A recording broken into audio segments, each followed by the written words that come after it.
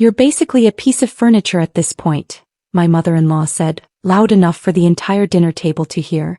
Her fork clinked as she set it down and gave me a pitying smile. A wife who can't give her husband a child is just decor. My husband, my own husband, didn't say a word. He kept eating like she hadn't just punched a hole straight through my chest. My throat tightened. My grip on my glass slipped. Then she leaned back in her chair and added, "I honestly don't know why he keeps you around." Heads turned. Conversations stopped. My ears rang. My marriage, my dignity, my worth, flattened in front of 12 people. And when I finally whispered, "What did you just say?" she smirked like she was proud of it. That's the moment I realized something inside me had snapped clean in half. My name is Elise Parker, and this is the story of how I went from being her piece of furniture to the one woman she would eventually kneel in front of, begging for forgiveness. But to understand how that moment ever happened, you need to know what happened right after that dinner. I waited for my husband, Liam, to defend me. Instead he muttered, "Mom didn't mean it like that." I stared at him. Did he seriously just excuse that? His mother watched us with the expression of a cat who'd just knocked a glass off a counter on purpose. I rose slowly from my chair. But before I could leave, she added, "Honestly, honey, you should sit. You're quieter than the salt shaker." Everyone chuckled. My heart cracked. I felt my face burning as I walked toward the bathroom, each step heavier than the last. Inside, I locked the door and stared at my reflection. My eyes were red but dry. I'd cried so many tears over the years that maybe I had none left. 7 years of trying. 7 years of failing. 7 years of being told it was my fault. I pressed my palms against the cold sink and breathed slowly. When I finally walked back out, dinner was wrapping up. Nobody looked at me. It was like I had already disappeared. Like I really was just furniture. The car was silent except for the turn signal. My palms still stung from gripping the edge of the table.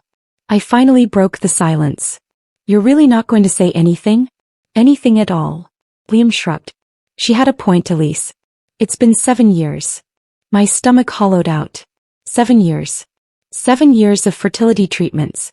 7 years of invasive tests. 7 years of blaming myself. I turned my face to the window so he wouldn't see the tears. Outside, the streetlights blurred into streaks of orange and white. The world kept moving while mine was collapsing. "Your mother humiliated me in front of your entire family," I said quietly. "And you think she had a point?"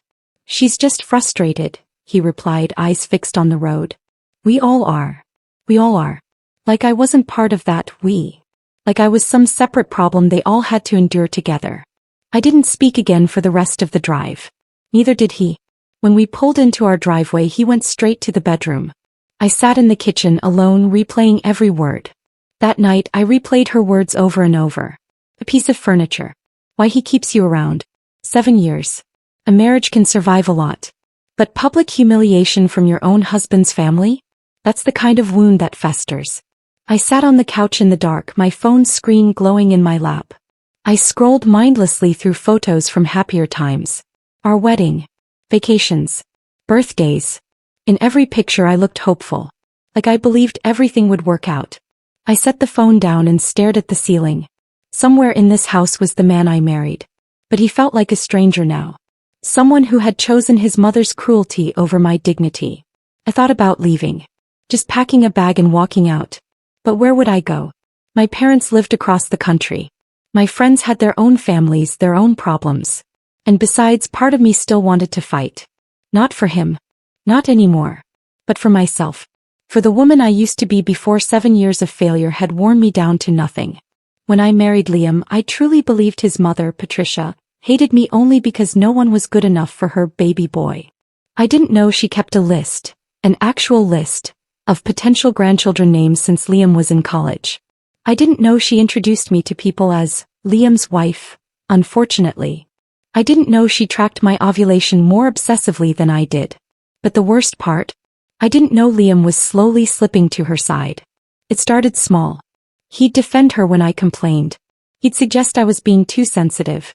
He'd remind me that she meant well, that she just wanted grandchildren. Over time, her voice became louder than mine in our marriage. Her opinions mattered more. Her feelings took priority. I became the problem that needed fixing, not the partner who deserved support. I remembered the day she gave me a fertility book at Christmas. In front of everyone. Wrapped like a gift. Liam had laughed it off, saying she was just trying to help. I smiled and thanked her, then cried in the bathroom for 20 minutes. That was 2 years ago. Things had only gotten worse since. A week after the dinner, I sat alone in the waiting room of my reproductive endocrinologist. Across from me sat Liam, scrolling through his phone. He didn't look at me. Didn't touch my hand. Didn't ask how I was feeling. The doctor called us in. Before I continue with what happened next, if you are enjoying this story, please like and subscribe. After reviewing tests, she said calmly, "Elise, the issue isn't you." Liam's head snapped up. The room tilted. I felt my heart hammering in my chest as I processed her words. The issue isn't you. After 7 years of being blamed, after 7 years of feeling broken, the issue wasn't me. What do you mean? I asked, my voice barely above a whisper. The doctor glanced at Liam, then back at me. Her expression was careful, measured. Like she was about to deliver news that would change everything. "Let me pull up the full results," she said, typing on her computer. The seconds stretched into eternity. I could hear the clock ticking on the wall, the hum of the fluorescent lights, my own shallow breathing. Liam set his phone down. For the first time in months, he looked genuinely concerned.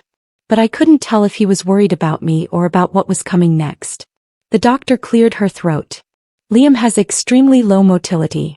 Near zero." My jaw dropped. That's when the doctor asked the question that dropped like a brick.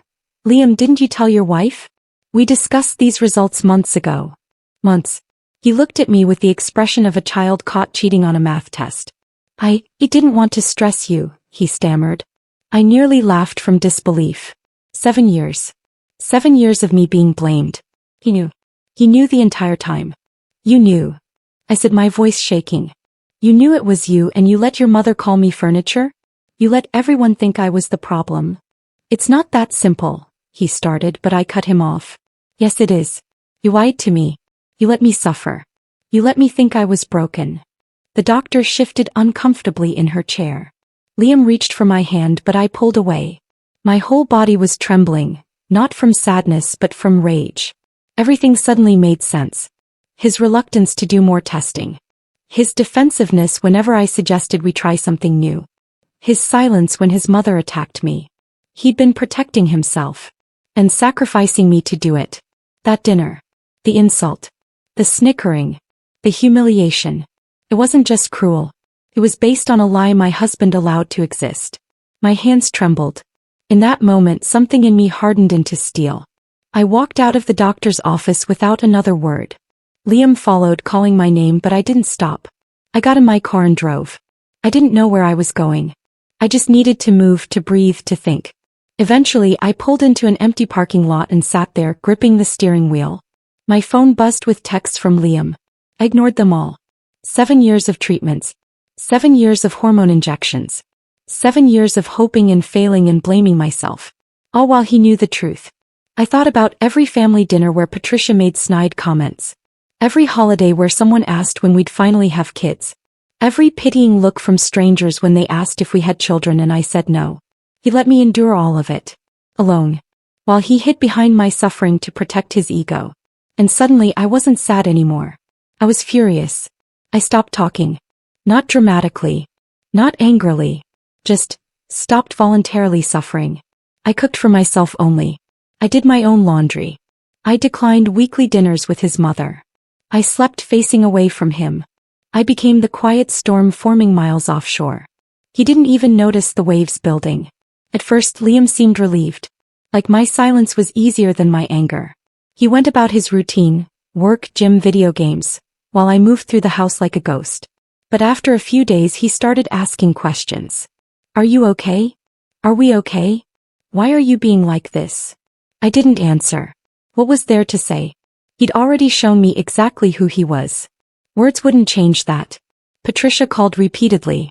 I let every call go to voicemail. She left messages asking why I'd missed dinner, saying I was being childish, demanding I call her back. I deleted them all without listening to the end. Liam asked me to reconsider. "She's just worried about us," he said. I looked at him like he'd spoken a foreign language. Worried about us. The woman who called me furniture was worried about us. I went back to folding my laundry. Not his. Just mine. Patricia called one afternoon. I heard you skipped family dinner. Don't tell me you're still pouting. I didn't answer. She laughed. You really are like a sofa. You sit there doing nothing for years and now you're sulking?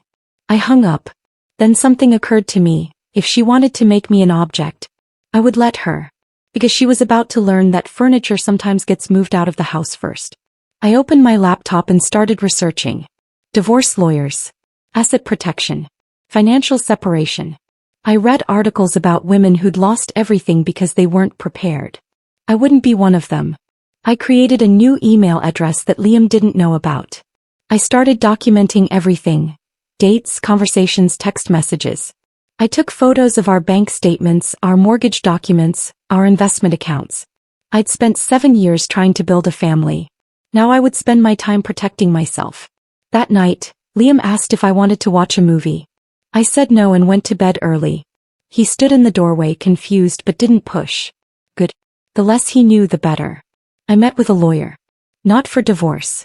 For asset separation, quiet, clean, strategic. My lawyer said, "You're calm. Most women come in crying." I've already done my crying, I answered. We prepared documentation. Separate financial accounts. Protection for my inheritance.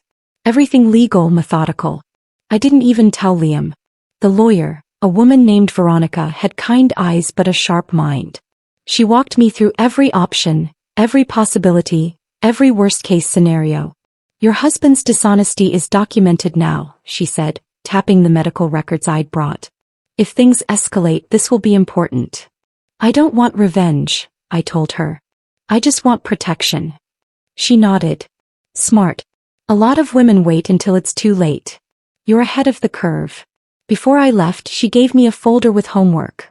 Forms to fill out, accounts to open, documents to gather. I drove home with it hidden in my trunk. That evening, Liam asked where I'd been. I said I'd gone shopping. He didn't question it. Why would he? I was just furniture after all. Furniture didn't have secrets. But I did. And they were growing by the day. A month later, at another family gathering I was guilt-tripped into attending, Patricia put her hand dramatically on her chest. I pray every day for a real woman to enter this family. Everyone gasped a little. My fork paused. Liam whispered, just ignore her. I turned slowly to Patricia. And with a calm, even tone I said, you should pray for your son's health instead. Silence. Forks frozen midair. Her eyes flared like someone had just slapped her across the face. What's that supposed to mean? She hissed. I shrugged. You'll see. The table erupted in confused whispers. Patricia's face turned red. Liam looked at me like I'd just detonated a bomb. Which, in a way, I had. I went back to eating my salad, calm as ever. Let them wonder. Let them panic. Let them feel a fraction of the anxiety I'd carried for 7 years. Patricia tried to continue the conversation, but I could see her hands shaking. She kept glancing at Liam, then at me, trying to piece together what I meant. I didn't explain. I didn't need to. The seed was planted. Now it just needed time to grow. She cornered me in the hallway. You said something disrespectful. Explain yourself. I looked at her with a softness that made her angrier. You should ask your son. Her face twisted. My son is perfect. That's what I meant, I said, brushing past her. Let the anxiety marinate. Patricia grabbed my arm, her nails digging into my skin. Don't you walk away from me. I looked down at her hand, then back at her face. Let go. Something in my voice must have surprised her because she released me immediately. I continued down the hallway, leaving her standing there, fuming. Behind me, I heard her stomp back to the dining room. I heard her demanding answers from Liam. I heard his voice rising in panic. Good. Let him scramble. Let him try to explain. Let him feel the weight of his own lies crushing down on him. I found my coat and purse and slipped out the front door. I didn't say goodbye to anyone. I just left. The drive home was peaceful. For the first time in weeks, I felt light. Like I'd finally stopped carrying a burden that was never mine to begin with. I came home to Liam pacing. What did you tell my mom? Nothing untrue. She said I'm hiding something. I stared at him. You are. His shoulders slumped. Then he whispered the thing that confirmed everything. She said she won't look at me the same if she finds out. But So I'd been sacrificed to protect his image. Then tell her the truth, I said simply. I can't, he replied, running his hands through his hair. You don't understand. She's already disappointed in me for so many things. This would destroy her. And what about me? I asked. What about what it did to me? He didn't answer. He just stood there looking trapped. And I realized something important. He would never choose me over his mother. Not now, not ever. I walked past him to the bedroom and started pulling out a suitcase. What are you doing? He asked, following me. Packing. You're leaving. I looked at him. Really looked at him. And I felt nothing. No love. No anger. Just emptiness. For a few days, I said. I need space. Elise, please. Don't, I interrupted. Just, don't. That night he became angry. You don't know the pressure men face, Elise. I stared at him. I know the pressure women face. And you let your mother put it all on me. He yelled. You made it worse by not giving her grandchildren. I stood there speechless. He was still blaming me. Even now. Even after the truth. Get out, I said quietly. What? Get out of this room. Now. He started to argue, but something in my expression stopped him. He grabbed a pillow and left, slamming the door behind him. I sat on the edge of the bed, my hands shaking. 7 years of marriage. 7 years of trying. And this is what it came down to. A man who valued his mother's approval more than his wife's dignity. I picked up my phone and texted my sister, "Can I stay with you for a while?" Her response came immediately. Always. What happened? Everything, I typed back. I'll explain when I get there. I finished packing, then carried my suitcase to the car. Liam was on the couch staring at the TV. He didn't look at me as I left. I didn't look at him either. Not forever. Just enough. Enough for him to feel the air around him shift. I stayed at my sister's, silent, thinking, planning. 2 days later, a text from him. We need to talk. I didn't respond. A second text. Mom is asking if you left me. I still didn't respond. Sometimes silence is the sharpest blade. My sister, Natalie, didn't push for details. She just gave me space, made me coffee, and let me exist without judgment. On the 3rd day, she finally asked, "What are you going to do?" "I don't know yet," I admitted. "But I know I can't go back to how things were." "Good," she said. "You deserve better than that." I thought about Liam's texts. About his panic. About Patricia demanding answers. Part of me wanted to cave, to go back, to smooth everything over like I always did. But a stronger part of me remembered the look on his face when the doctor revealed the truth. The way he'd lied to protect himself. The way he'd let me suffer. No, I wasn't going back. Not yet. Maybe not ever. On the 4th day, Liam showed up at Natalie's door. She answered, arms crossed, blocking the entrance. "She doesn't want to see you," Natalie said firmly. "I need to talk to her," Liam pleaded. From the kitchen I heard every word. But I stayed where I was, drinking my coffee, letting him wait. I came back home to find half his family in our living room. Patricia included. I raised a brow. Liam stammered, "I told them you're overreacting." I held up a hand. "Should we tell them the truth or should I?" The room tensed. Patricia scoffed. "What truth?" I looked at Liam. He swallowed hard. I'd given him the choice. This was the moment he could finally grow up. Or not. His silence stretched on. Everyone stared at him, waiting. He opened his mouth, closed it, opened it again. But no words came out. "Fine," I said, walking to the dining room where I'd hidden a folder under the sideboard months ago. "I'll tell them." "Elise, don't," Liam said, panic rising in his voice. "Don't what? Don't tell them the truth you've been hiding for months? Don't give them the explanation they deserve." Patricia stood up. "What is going on?" I pulled out the medical report and held it up. "Your son has been lying to all of you. And to me." The room erupted in confused voices. Liam looked like he wanted to disappear. Patricia's face cycled through confusion, anger, and something that looked like fear. He didn't take the chance. He said, "Elise is unstable." I laughed. It wasn't a normal laugh. It was the laugh of a woman who has hit rock bottom, found the basement, and started building an elevator down. "Okay then," I said, walking to the table. I pulled out the sealed medical envelope. I wasn't going to do this here. But since we're talking about stability, I placed the paper in front of Patricia. Your son's semen analysis. Don't worry. It's not mine. Everyone gasped. Patricia stared at the envelope like it was a snake. Her hands trembled as she reached for it.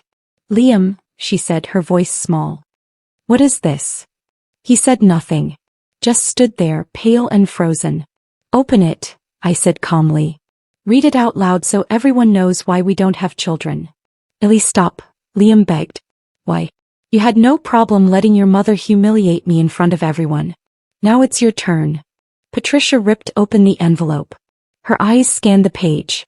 I watched her face change, confusion, then understanding, then horror. No, she whispered.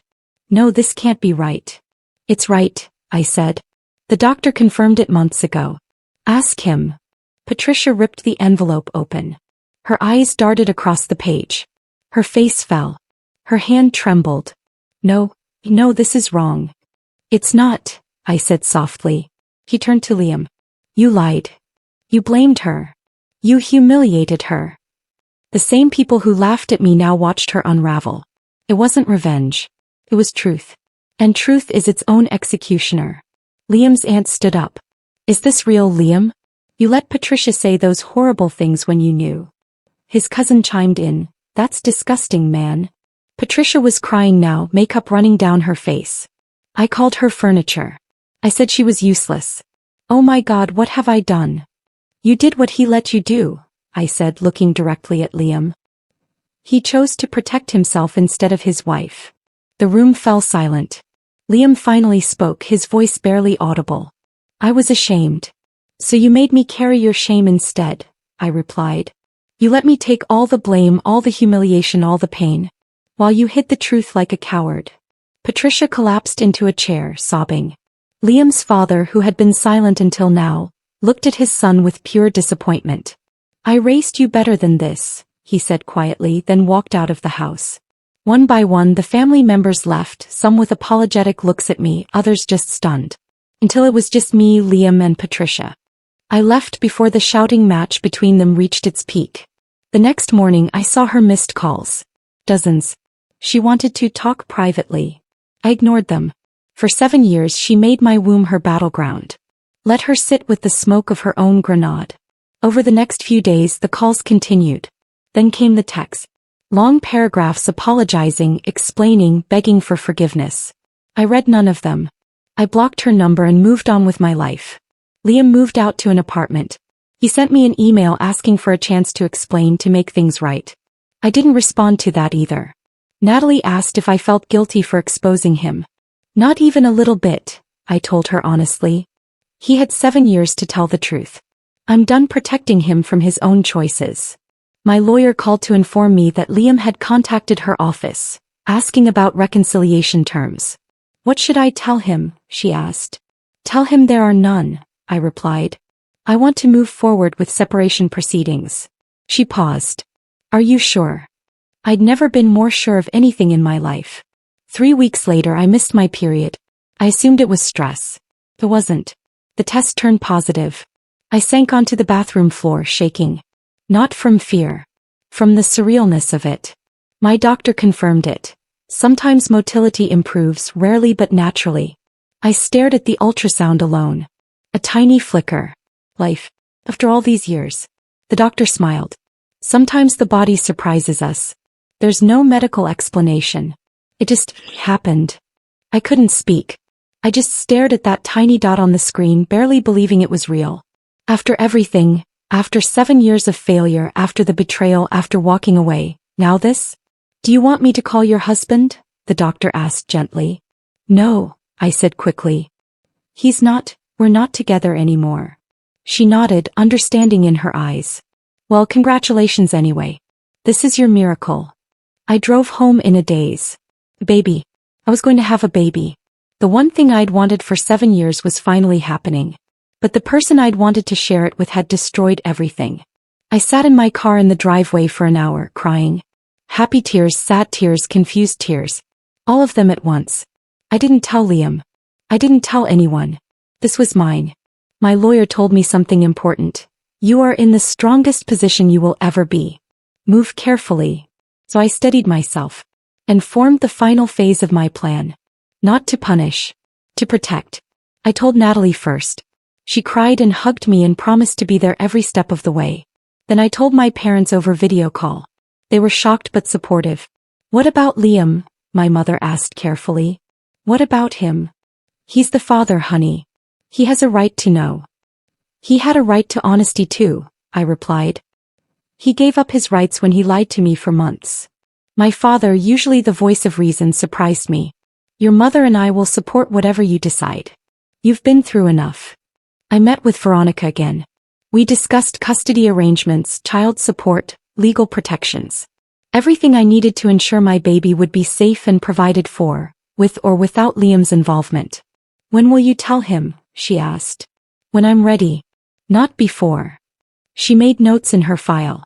Just be aware the longer you wait, the more complicated it might become. I know, I said. But this is my choice. For once I get to choose. Liam got fired after missing work repeatedly to chase me down for apologies. Patricia suffered a sudden collapse in her social circle. The women she bragged to now whispered behind her back.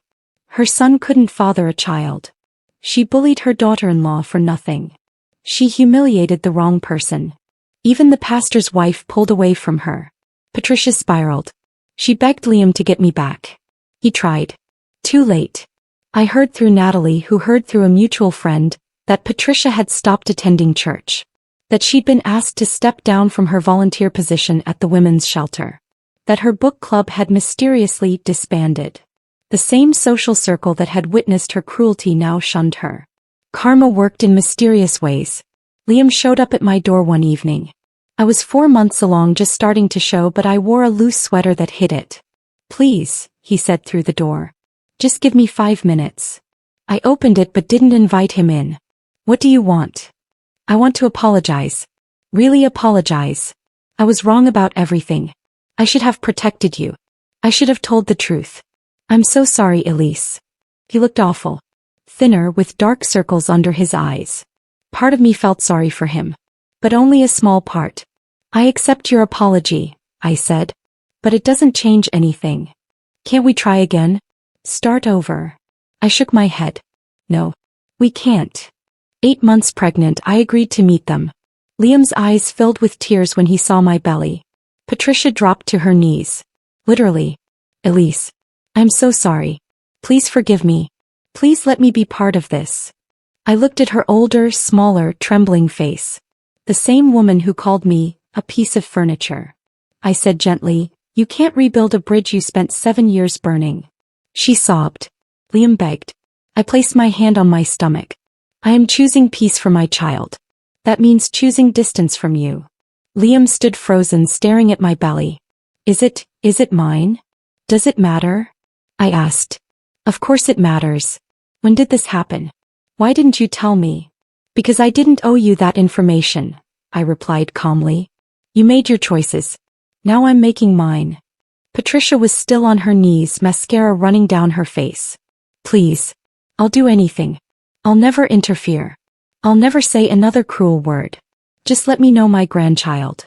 Grandchild, I repeated, the word bitter on my tongue. You spent 7 years telling me I'd never give you one. Now that I am, you want access? That's not how this works. Liam's voice broke. Elise, I know I destroyed us. But this baby, please don't keep me from my child. I won't, I said. You'll have legal visitation rights. But that's all. We're not a family. We never will be again. I moved into my own place. Filed for divorce. Kept everything I'd protected. My daughter, yes, a girl, was born healthy, loud, and perfect. People told me I glowed. But it wasn't motherhood that lit me from the inside. It was freedom. 3 months after the birth, Patricia came again. She stood on my porch, eyes red, hands shaking. I ruined everything, she whispered. I ruined my son. I ruined you. I am so sorry. I nodded. I know. She cried. But I didn't. Because I wasn't furniture. I wasn't decor. I wasn't barren or useless or quiet. I was a woman who survived humiliation and walked out shining. My child is proof that miracles exist. But my life is proof that dignity is worth more than blood, marriage, or approval. And in the end, Everything she weaponized against me became the reason I won. I closed the door softly, leaving Patricia on the porch. Through the window I watched her walk away, shoulders slumped, defeated. Inside, my daughter slept peacefully in her bassinet. I picked her up gently, breathing in that sweet baby smell. She stirred but didn't wake. "You're going to grow up knowing your worth," I whispered to her. "No one will ever make you feel like furniture." She yawned, tiny and perfect. And I knew, holding her in my arms, that I'd made the right choice. All of them. The hard choices. The painful choices. The choices that had led me here, to this moment, to this beautiful new beginning. I wasn't the same woman who'd sat at that dinner table 7 years into a failing marriage. That woman had been broken down, made small, convinced she was the problem. This woman, the one holding her miracle baby, knew better. Knew her strength. Knew her value. And nobody would ever take that from me again.